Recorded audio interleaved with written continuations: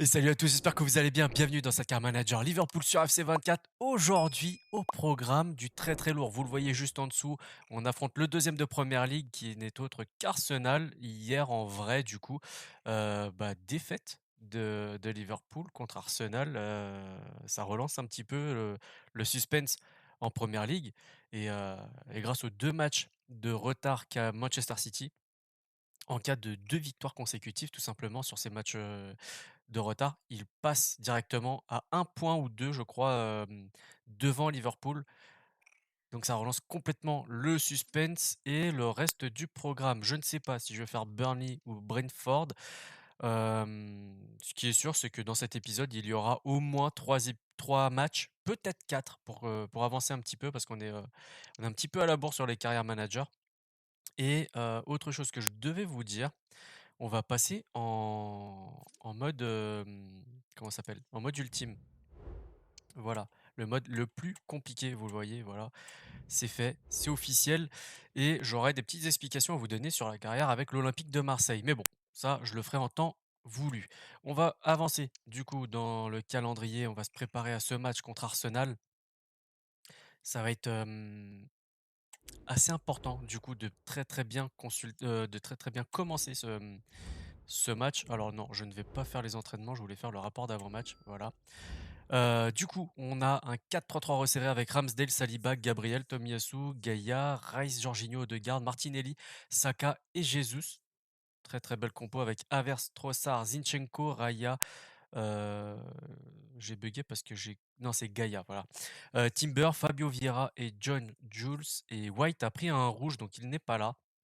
Donc, c'est plutôt une «bonne nouvelle» entre guillemets. Le meilleur buteur, c'est Martinelli suivi de Gabriel Jesus, c'est pas mal du tout et pareil, hein, ils se suivent en termes de passes D, meilleurs joueurs, c'est les 2 mêmes. Bon, comme ça, on est pas trop mal. Contre-pressing, c'est leur système de jeu, le joueur clé défensif, c'est Saliba, meilleur joueur offensif, c'est Odegaard et Martinelli. J'ajouterais quand même Gabriel Jesus, mine de rien. Mais voilà, 4 victoires, une défaite, le premier contre le deuxième. Ça va être compliqué. Bon, vous le voyez, la compo, avec un peu de fatigue et quelques changements, du coup, on doit s'adapter au rythme de la Première Ligue, de FA Cup et Carabao Cup. Alisson dans les buts, Robertson à gauche, Kodioglu à droite, Inacio et Joe Gomez en charnière centrale, Gravenberch, Jones, Salah qui est assez fatigué mais il reste titulaire, Elliott en 10, Diaz à gauche et Diogo Jota en numéro 9. Sur le banc, Nunez, Gakpo, Soboslai, Bakayoko, McAllister, Bacchetic et Konaté. Vous le voyez, on est donc en mode ultime, c'est affiché juste là au milieu de votre écran, 3 minutes, le temps est couvert et j'espère qu'on aura un meilleur arbitrage que celui qu'on a eu hier pour le match en vrai. Parce que il a beaucoup, beaucoup laissé jouer Taylor. Et parfois c'était un peu n'importe quoi, des touches qui duraient quasiment 15 secondes, des fautes qui laissaient, vraiment il laissait trop jouer peut-être et du coup ça a un petit peu envenimé le match. Allez, on va s'avancer directement au coup d'envoi et c'est donné par Gabriel Jesus. Du coup, c'est notre premier match, je crois, en mode ultime dans cette carrière.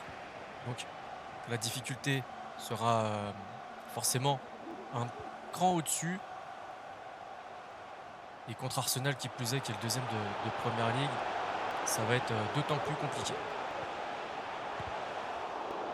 Compliqué, mais intéressant, toujours. C'est toujours, une bonne chose de se confronter au meilleur dans la pire des difficultés, je trouve.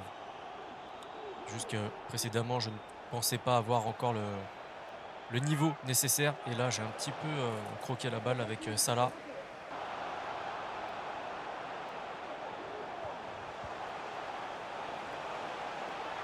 Et Gabriel Jesus qui transperce cette défense. Alors, on va essayer d'économiser Salah au maximum, même si hier, on l'a vu, hein, en vrai, un match sans Mo Salah, ça transfigure quand même pas mal l'équipe, hein. C'est plus du tout le même jeu. Ouais, contre Saliba, c'est dur, hein. C'est du costaud Saliba. Je pense que la saison passée du côté de l'OM, lui a fait le plus grand bien.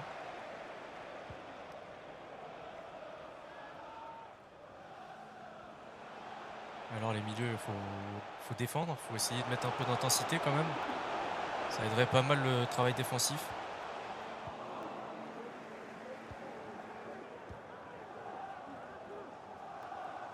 Ouais, c'est dommage. C'est dommage.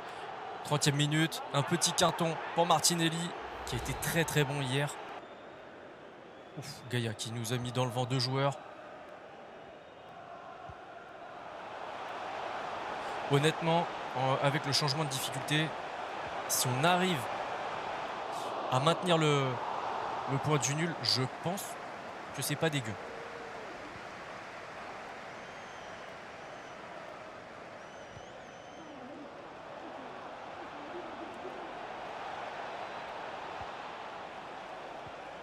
Non, c'était pas ce qu'il fallait faire, c'est dommage. Allez, avec Robertson, pourquoi pas?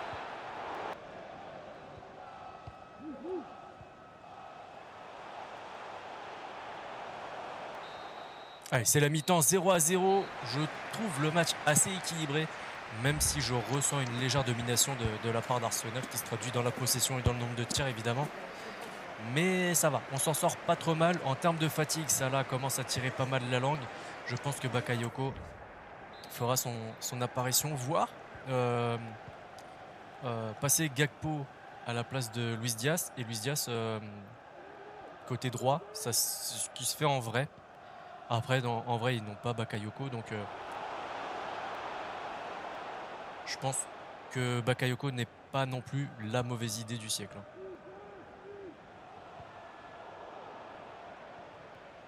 Ouais, Tomiyasu qui fait le taf. Ouais, c'est pas mal du tout ça.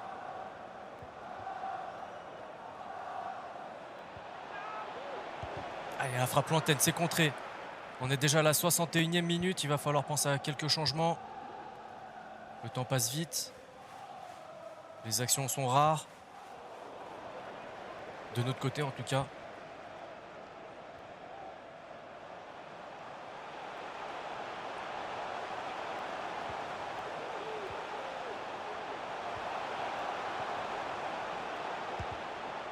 Non, non, non.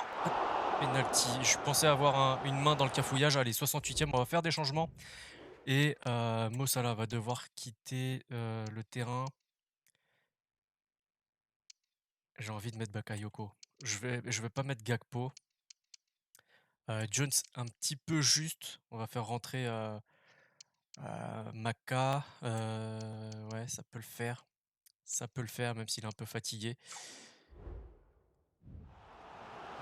On est obligé de composer hein, avec la fatigue, avec les absences. Ça va, on n'a pas d'absence pour des blessures ou des suspensions.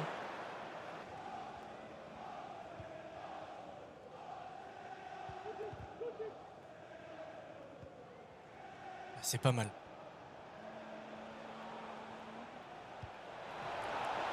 Pour Bakayoko hors jeu, dommage. 80e minute, on va encore faire des changements et je pense qu'on devrait carrément changer de dispositif. On va passer en 4-3-3 resserré comme ça, ou 4-3-2-1 si vous le préférez.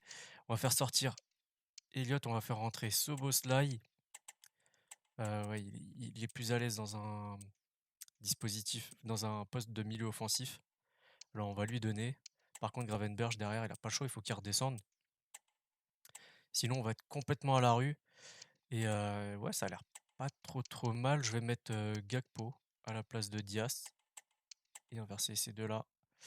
Et on n'est pas trop mal, je pense.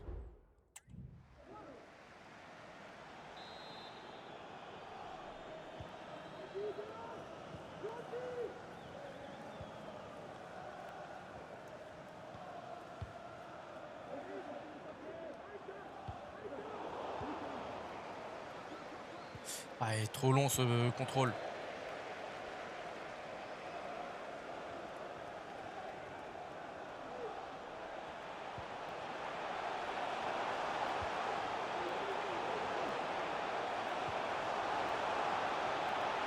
Ouais, là, ils sont en train de nous travailler. Et généralement, ça donne souvent un but. Heureusement, là, ça ne l'est pas le cas. Et à mon avis, le 0-0, si on le tient, encore une fois, c'est une bonne opération.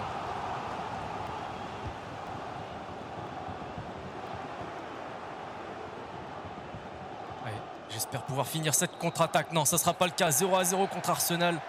On maintient du coup les 10 points d'écart avec le deuxième de Première Ligue. C'est une bonne chose selon moi.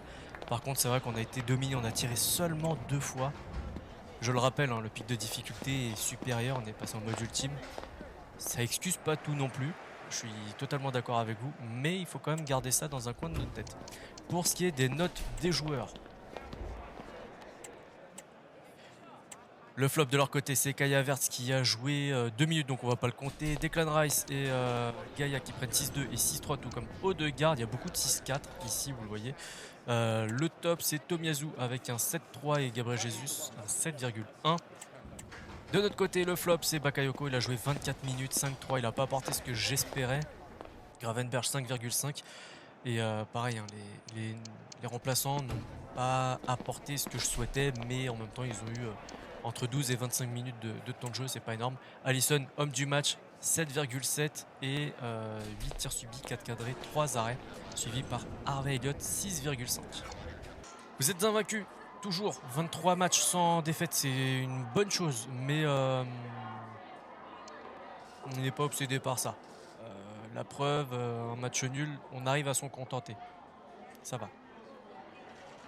Un match très serré aujourd'hui, quel est votre sentiment sur cette performance? Bah, je comprends la frustration de l'équipe, mais en même temps, on n'a pas si bien défendu, ou plutôt l'équipe d'Arsenal a bien attaqué, donc compliqué de les contenir. Lors de vos 2 derniers matchs, vous n'êtes pas parvenu à faire la différence. Avez-vous un problème en attaque? Aujourd'hui, on a eu un problème en attaque. Je pense que dans une saison, il y a toujours un petit creux. Et c'est peut-être notre moment d'être un petit peu en dessous That'll be all, après un thank Boxing you. Day où les matchs s'enchaînent vraiment énormément et de façon très rapprochée. Je pense que c'est notre moment un petit peu plus faible. Voilà. On va regarder maintenant ce qu'on a dans les mails. Songer à changer les plans d'entraînement, oui, pour reposer les joueurs, c'est tout à fait logique. Et Van Dijk, coach, sauf si vous me titularisez plus souvent, je vais reconsidérer mon avenir. Bah non, je compte sur toi sur le moment important. Aujourd'hui, t'as pas joué contre Arsenal parce que tu étais épuisé, mais il faut rester quand même assez cohérent.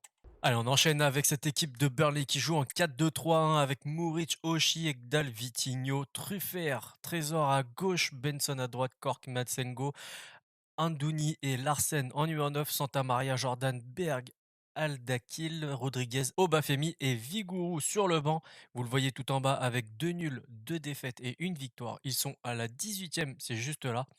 Un club plutôt abordable pour nous. Ils jouent en contre-attaque, pas de joueur clé offensif ni défensif.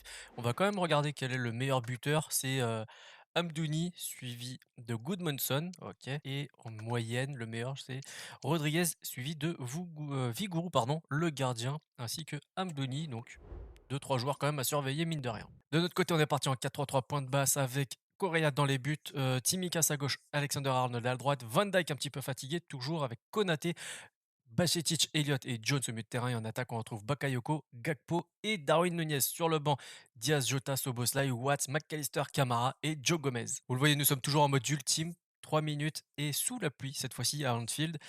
On se retrouve juste après avec les notes, les stats et les buts. Ok, c'est fini, vous le voyez, victoire 1-0. On va regarder les détails du match très rapidement. 47-53 pour la possession, c'est un peu plus compliqué, mine de rien, en mode ultime. C'est assez logique quand même.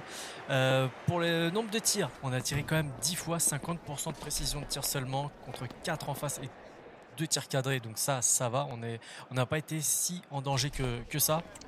On a plutôt bien maîtrisé ce match dans l'ensemble. Et on va commencer par le joueur de Burnley. Le meilleur, c'est Adrien Truffert avec un 7,4 suivi de Amdouni 7,3. Ils ont été plutôt intéressants, c'est vrai. Le pire, c'est le gardien avec Muric et Benson Manuel, 5-4 et 5-6. De notre côté, le pire, c'est Camara, mais il a joué 14 minutes. On va descendre avec Van Dijk qui a joué que la première mi-temps. Gestion de la fatigue. C'est pour ça qu'il a joué qu'une mi-temps. 5,8, tout comme Harvey Elliott. Et le meilleur, c'est Darwin Nunez, le buteur, avec un 8,4 et le statut d'homme du match. Gakpo, derrière, avec une passe D, prend un 7,7. Correa, mine de rien, le gardien, 7,5. Allez, on enchaîne avec cette équipe surprenante de Brentford, puisque, mine de rien, ils ont quand même une très très belle équipe en la présence d'Embomo, Luis Muriel, Lewis Potter qui est plutôt intéressant, Carlos Soler qui est là au milieu de terrain, Gunther à gauche, Ike à droite. Au milieu de sur le banc pardon, ils ont Strakosha, Neal Maupay, l'attaquant qui est pas mal non plus. Donc ouais, surprenant ce club de Brentford qui pointe à la 14e place avec 3 nuls consécutifs, une victoire et une défaite. On va regarder la vision tactique, il joue loin devant, Luis Muriel, on va s'en méfier évidemment, mais Neal Maupay peut avoir une entrée très, très dangereuse. On va regarder ne serait-ce que certaines statistiques. Neal Maupay évidemment, voilà, 10 buts marqués en 17 rencontres. Meilleur passeur, c'est Mbeumo, voilà. On dit même Mbeumo comme Mbappé justement et on va faire un autre compo. Alors on est reparti avec un 4-3-3 pointe, basse et vous le voyez, hein, ils font tous un petit peu la tronche puisqu'on a énormément de turnover, surtout en ce moment, sauf, Salah qui a raté quelques matchs, mais pour l'instant, lui, ça ne le dérange pas forcément. On a donc Alisson dans les buts, Robertson à gauche, Alexander-Arnold à droite, Inacio Van Dijk en charnière centrale, Camara, Szoboszlai, McAllister, Diaz, Salah et Diogo Jota. On a sorti donc la grosse équipe avec forcément quelques retouches. Darwin Nunez sur le banc, Gakpo, Elliott, Bakayoko, Jones, Bajcetic et Konaté.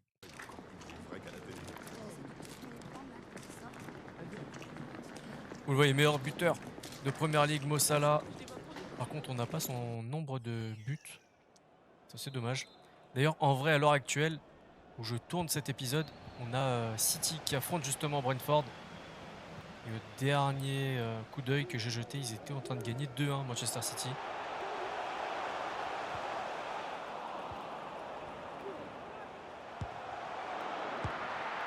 Ok, ouverture du score, Luis Muriel, dès la 4e minute de jeu. Ah, ils sont pas là pour enfiler des perles. Ah, mauvaise relance de Camara. Derrière, ça rebondit sur Van Dijk. Et on a été cueillis à froid, hein, clairement. Il faut remobiliser les troupes dès la 4e minute. C'est assez chaotique comme début de match.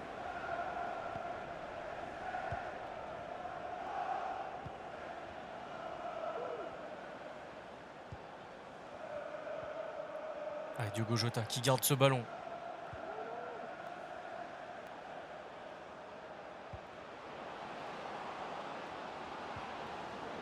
Allez, avec Robertson. Allez, Flecken qui sort ce ballon de Diogo Jota. Et il faut qu'on arrive à trouver la solution assez rapidement pour se remettre dans le droit chemin. Égalisation, pardon, pas ouverture du score. Diogo Jota sur sa 2e frappe du match, 14e minute quasiment. Et complètement dos au but, hein. Vous allez le voir au ralenti.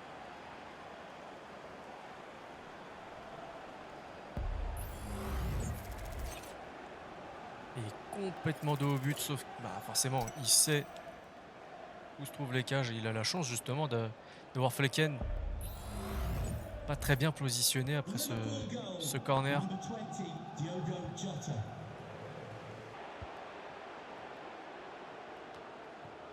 Ah, dommage. Je trouve vraiment très très intéressant Diogo Jota sur ce début de match. Ah, ça va être dur, hein. Un 2 contre 1 pour Mo Salah.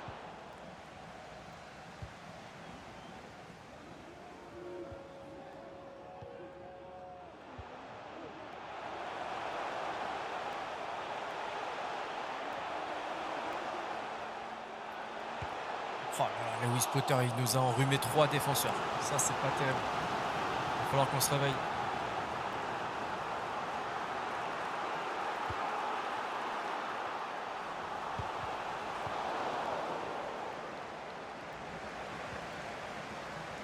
Allez, il faut profiter de cette contre-attaque. Dommage, ça ne sera pas le cas. Bonne récupération de la défense de Brentford.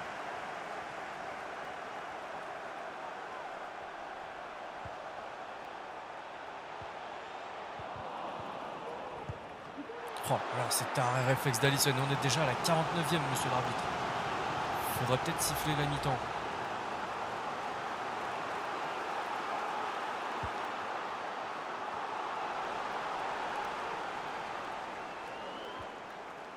Ouais, il n'a pas envie, hein. Il veut qu'on joue jusqu'à demain matin. Ah voilà, enfin. Allez, détail à la mi-temps. 51-49, 5 tirs contre 3 en faveur de Brentford. Bon, on a une capacité de réponse assez intéressante avec cette équipe, c'est vrai. Malheureusement, on n'arrive pas à vraiment à poser notre jeu. Et forcément, le fait d'être passé en mode ultime, ça accentue un petit peu cet aspect-là. Et c'est ce qui rend aussi le jeu un peu plus intéressant, mine de rien.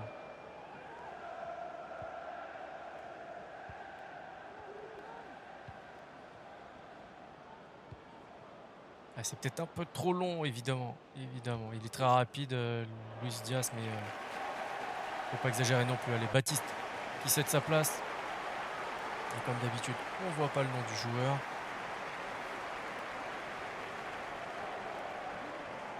Damsgaard, ok.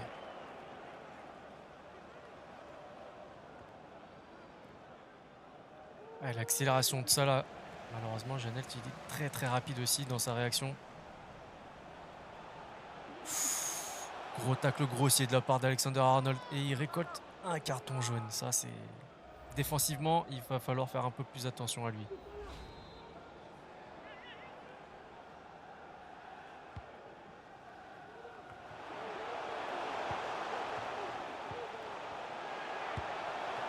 Ok, très belle parade d'Alisson.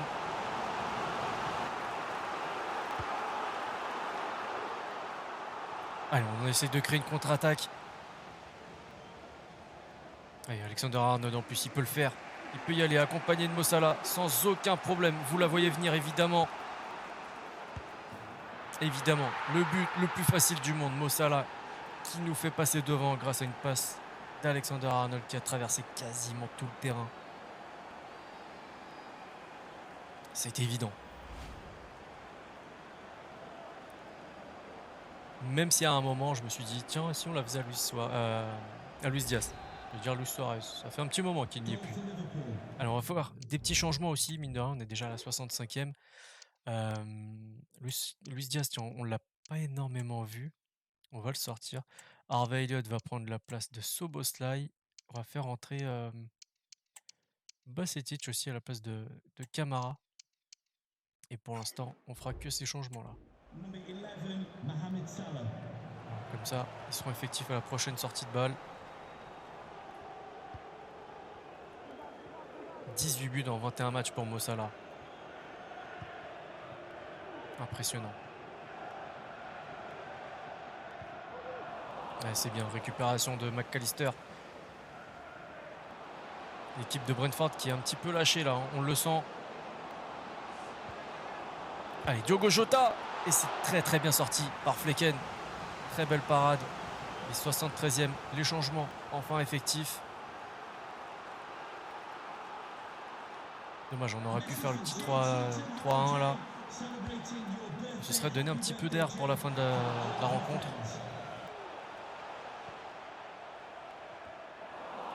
Et la tour de contrôle était là. La présence de Virgil van Dijk. Oh, le tacle grossier sur Harvey Elliott. Là, c'est minimum jaune, là. Au minimum.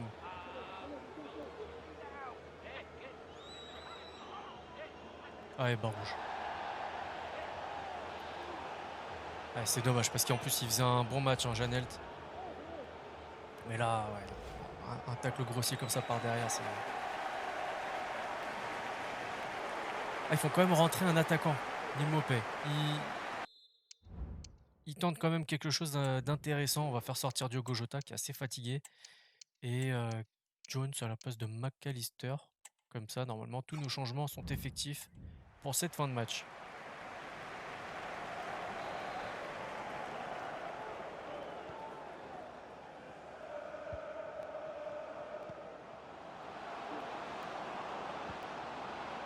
Allez, Darwin Nunez qui vient d'arriver. Hors jeu. C'est dommage.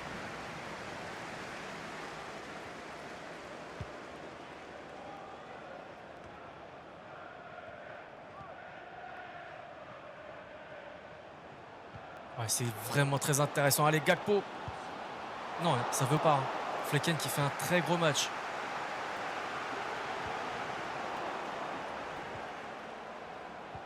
Et oui, facile. Le doublé de Mo Salah. Sur une passe de Darwin Núñez. Et sa célèbre célébration maintenant.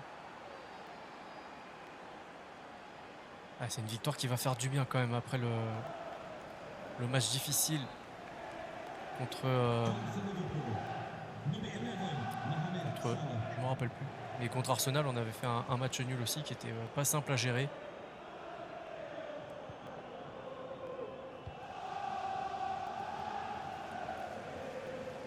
Allez, maintenant il suffit de dérouler. Hein.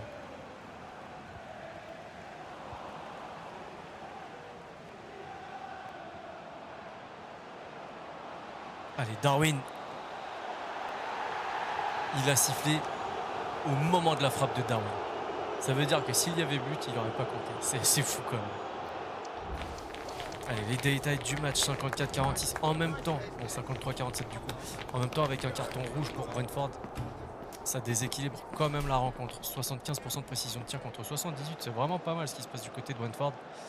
On va regarder les notes. Évidemment, le carton rouge a dû impacter énormément cet aspect-là. Le meilleur joueur de notre côté avec un doublé, c'est Mo Salah. Évidemment, Nunez qui est rentré, il a joué 15 minutes, il prend quand même un 9, mine de rien. Diogo Jota, un 8,2 et Alexander Arnold, malgré son jaune, prend un 8,1. En flop, on a Soboslai, 5,7 et Bajcetic, 6,1. Okay. Le flop de leur côté, Flecken, contre toute attente, pourtant il a fait quand même de très très belles choses aujourd'hui. 8 tirs subis, 6 cadrés, 3 arrêts. Damsgaard 5-1 et Chad 5-2. Le meilleur joueur c'est Muriel. 8,5 mine de rien, il a réussi à sortir son épingle du jeu. Et il prend un 8,5 avec un but. Je crois que je l'avais déjà dit mais... Alors on a encore une offre pour Pitaluga de San Lorenzo. Le gars il veut absolument pas nous quitter, mais moi je veux absolument pas le garder. Donc on va accepter tout ce qui vient et j'espère un jour qu'il partira parce que de toute façon, au prochain mercato, on liquidera énormément dans notre effectif. On fera vraiment beaucoup de mouvements. Glatzel est convoité. Ouais. Et son contrat arrive à échéance. Bah écoute, s'il veut partir, il partira, hein, tout simplement. Allez, place au dernier match de cet épisode. Luton Town qui pointe à la 18e place avec un bilan assez bof, quoi. Hein. 2 défaites, 2 nuls et 1 victoire avec Krull dans les buts. Pourtant, il n'est pas si mauvais. Mengi en défense, plutôt intéressant. Boadou, Adebayo, qui sont 2 joueurs plutôt intéressants. Denis Suarez qui est là, Caramo aussi, Diomandé. Non, ils ont plutôt de très bons joueurs. Mais je sais pas pourquoi ça ne fonctionne pas. Bon, après, ça reste que le Town.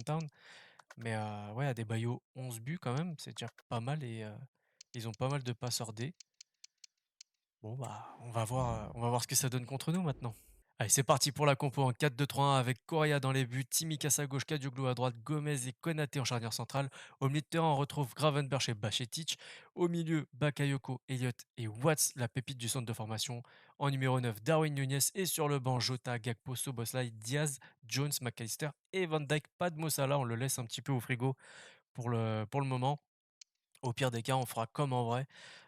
Diaz qui passera du côté droit, ça marche, c'est possible, donc on va pas s'en priver. Vous le voyez, on est toujours en mode ultime. 3 minutes, le temps est couvert. L'arbitre, c'est Tony Harrington.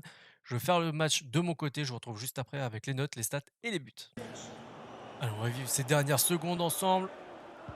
Et vous le voyez, le résultat 4-0. Et je peux vous dire que Szoboszlai n'y est pas pour rien. Clairement, il a fait une entrée incroyable. On va regarder déjà les statistiques de cette rencontre. Et vous voyez, la possession, c'est pas terrible. 48-52. 18 tirs, c'est assez énorme, 67% de précision de tir, il faut qu'on s'améliore vraiment là-dessus, mais vous allez voir, l'apport de Szoboszlai a été énorme. Le flop de leur côté, c'est Tim Krul, l'ancien gardien de Tottenham, il me semble, qui prend un 4, Denis Suarez prend seulement un 4,8, Caramo 5,7 tout comme Lockyer, ils sont assez décevants. Ils n'ont pas proposé énormément de choses et Berry, leur meilleur joueur, prend seulement 6,7. Sambi Lokonga par exemple, lui prend un 6-4 tout comme Mpazou et Boadou 6-3. Vraiment, c'est vraiment pas terrible du tout de leur côté. Le flop, on a McAllister qui prend un 5-6, il a joué 17 minutes. Van Dijk, pareil, 17 minutes, prend un 5-9. C'était plus pour faire du turnover qu'autre chose, pour poser un petit peu Ibou Konaté en top. Doublé de Darwin Nunez avec un 9,9. Soboslai a joué 30 minutes, un but et vraiment il a fait un très très bon match. 9,8. Bakayoko Pazorde prend un 8,7 et Watts, le petit jeune, prend un but et un 8,5. Et non, vraiment, vous voyez les notes, elles sont assez élevées de notre côté et c'est un match assez satisfaisant. Après, ça reste Luton Town, on est bien d'accord, mais quand même, il faut, il faut savoir apprécier ce genre de match aussi, même si en face, c'est que Luton Town. We've got some questions for you. Allez, on va répondre à quelques questions maintenant. La première, avec 2 buts et une victoire, Nunez a été le héros du match, bah, évidemment, mais il a vraiment été épaulé de bien belle manière. Donc un match impressionnant, non, une bonne performance globale plutôt. Vous avez encore gagné, trouvez-vous que l'adversaire a bien joué? Bah, on a été au-dessus, quoi qu'il arrive, on a été au-dessus, donc ils n'ont pas réussi à nous mettre en danger. Donc non, non, c'est les joueurs qui ont fait le boulot et ils l'ont vraiment très très bien fait. Donc oui, en vrai, comme je disais tout No à l'heure, further questions, thank you. Darwin Nunez, pas le match contre Arsenal, mais celui d'avant, c'est le premier joueur en PL à avoir tiré autant sur les poteaux et la barre transversale dans un seul match.